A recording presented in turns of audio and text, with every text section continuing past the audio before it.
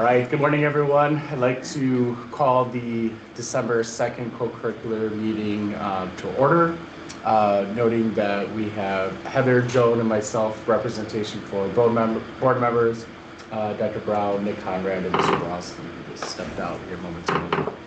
I will take a motion to approve the agenda. I make a motion. Second. All in favor? Aye. All right, there was no public comments that were submitted. With that being said, Nick, we'll turn it over to you for the co-curricular report. Okay, for the summary there, the first attachment, just following the same suit as the last few meetings, recapped some of the accomplishments of the teams and individuals. So I start with the conference champions. Girls cross country, again, won the Badger Conference. Girls tennis, again, won the Badger Conference, and then volleyball, girls volleyball, and then football as well for the Badger Conference. So, not sure what happened to the picture there underneath the girls swim GPA, but if we go down to the participation numbers, so 2 meetings ago I started to just do the athletic competition teams in that participation number. So you can see it's a little dip from last year, but it's still up from where it was 3 years ago. That includes things like mountain biking, football, cheer, and then all of the WIA sports that we have during the fall season as well. Always try to run the highest GPA for the team, and so that was girls swim at 3.8. Wow. And then kind of getting down to the highlights where I dug into some of the more of the individual, also team items. Just to preface all of these, All-State had not come out at the time that I had made this and submitted it, so that came out like a day or two after. So that's not indicated on these slides, but we do have multiple athletes and multiple sports that were All-State. So again, to be All-State, your coach has to be belonging to their coaches association, and then usually there's a metric of you have to be first team in your conference to be even eligible for All-State. So it's a multi-layered thing. All-State is obviously voted on by everybody in the state, not just your conference, so that's a really big honor for those kids that received that accomplishment. For both Chris Graverson and Heather Raffle, under their respective sports of football and cross country, I do have the asterisk there for Coach of the Year. That was just to note that this is back-to-back years. They've received those award declarations from the conference. You can see some of the players there that were players of the year. And then I want to point out Megan Grindle from girls swim. So she set the school record at the sectional meet in her event. And then she broke her own school record the next week at state. So she did it twice. So I was excited to be able to update the record board in the pool. So she had stated since her sophomore year that was her goal. So Awesome. I was a senior, she was able to do that.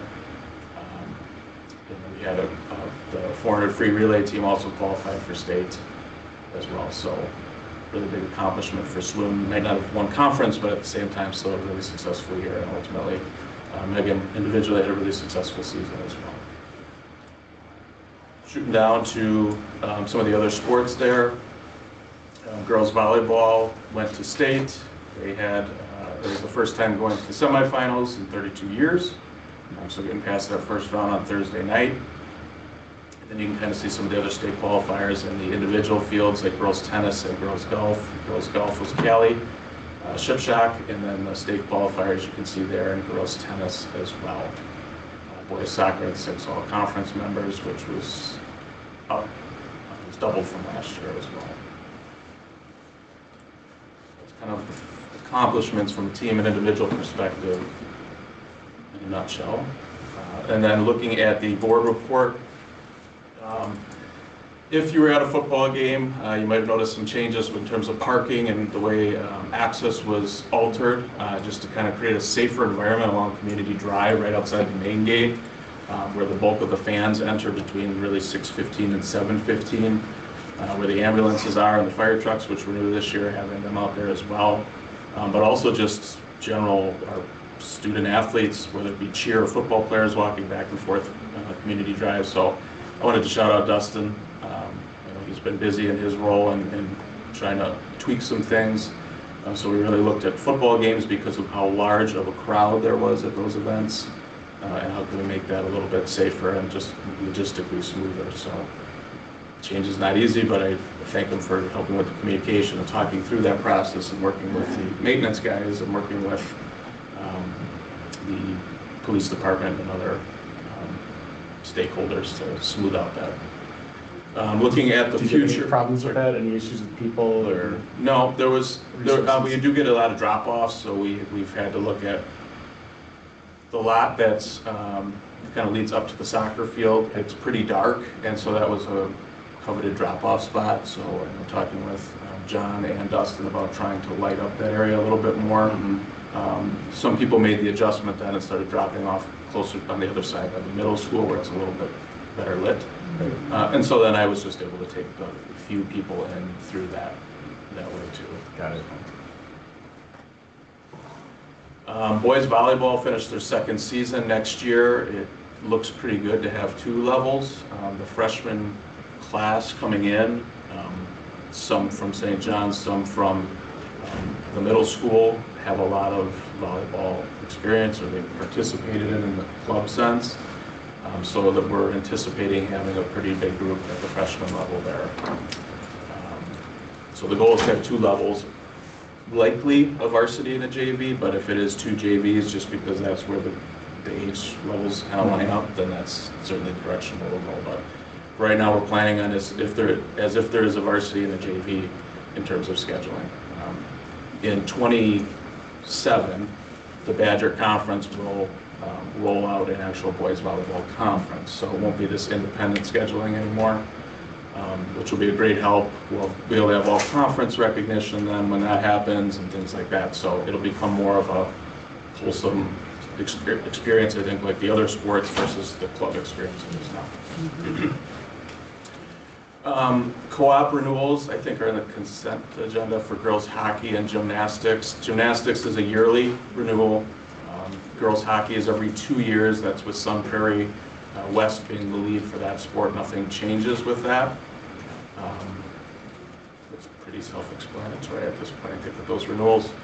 And then we're trying to just recognize students. So starting in January, we'll reach out to coaches every month to nominate a couple of their athletes for Students of the Month. And this is not necessarily this person dominated it statistically or has all the stats and plays all the games. This can be a wide range of traits that a coach would feel. And just a way to, maybe more than just here, right, every couple months when you're recognizing a student, be able to do that and give recognition to those that maybe don't because they're not playing all the time and things like that. So Awesome. And then for the first time, late October, the Student Athletic Leadership Team, we met in late October to put together items for WIA Officials Appreciation Week, so those snacks, drinks, and I know that was really appreciated by some of the officials. They get paid, but I think if anybody kind of recognizes what some of them deal with, some of them are rushing from work, they're working multiple games for us, they're obviously hearing opinions from the stands at times or from the sidelines, and it's just a little nice thing. I wish we could do it every game, to be honest with you, but at the same time, I appreciate that group. That was the first time we met in my time, and that was a good way to start to kind of use a contact time, put those things together. And then they also wrote notes of appreciation to the officials. And one of the students say, well, wait a minute, should I say, like, go Warriors on the bottom because they're supposed to be unbiased as officials? I say, you can put which one. It's not going to influence them because they got the card. They're probably not going to open it until after the game anyway. So it was a good experience. And then if you're free tomorrow, we will have the signing day, our first one of the year, at 9:50 in the Commons. We have about 6 or 7 students that will be signing for colleges at that time. Awesome. Thanks, Nick. Nice gesture for the refs. I mean, clearly they don't get paid enough. I mean, I was at my son's middle school game yesterday, and very passionate families watching. Let them hear their comments frequently and often. So, just because we can doesn't mean we should. But appreciate it, Nick. Sounds good. Any questions, Heather, Joan, for Nick? No, thank you, Nick, for all you do. right. So I also see that we have a number of club requests. So this is my first year with the club request. Is this normally how many new clubs we're looking to add, or is this kind of a higher amount than usual? It just depends. Like some years we get a few, 2 or 3. Yeah. This year there's even more, but there's kids looking for advisors. Got it. There's more to come. But yeah, this year is pretty high. We had a lot of contact in the summer from kids. They had a lot of ideas. I think they're motivated to be involved in things and get things started. So I appreciate it. Sometimes it feels like there's some overlap, and I say, well, what about, this club already does this. Pay It Forward does a lot of similar things as some of these clubs. But they want to start their own thing. They want to do their own thing, and they want their friends to join. So I'm always all right with it. The clubs come and go. Mm-hmm. Kids with passion will start something. Mm-hmm. Those kids leave, and then sometimes it falls apart, and they don't run anymore. So it's always interesting to see how these evolve. We've had several startups to not finish. So, but if they're interested and they want to do it, I always support the kids, and as long as they can find somebody to keep an eye on them, because they can get kind of interesting sometimes with some of their requests. So. Sounds good. So I only saw one club that was asking for, that had a funding request. If I'm not mistaken, I think that was just the writing club. I think they'd asked for like $100.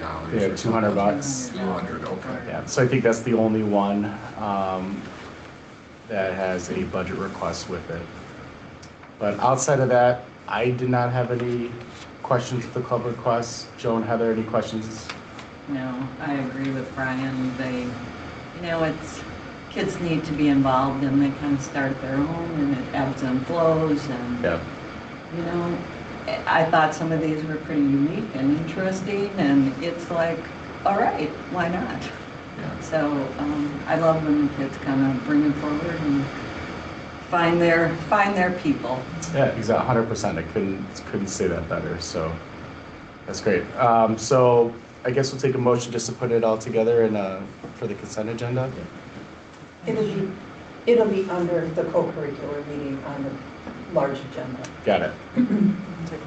So I would make a motion to bring all of these forward to the full board on Monday. Second. All right, all in favor? Aye. Aye. All right, let's see. I think that's it then, huh? All right, I guess I'll take a motion to adjourn. I make a motion to adjourn. Second. All in favor? Aye. All right, thank you all so much. Appreciate it. Thank you. Thanks.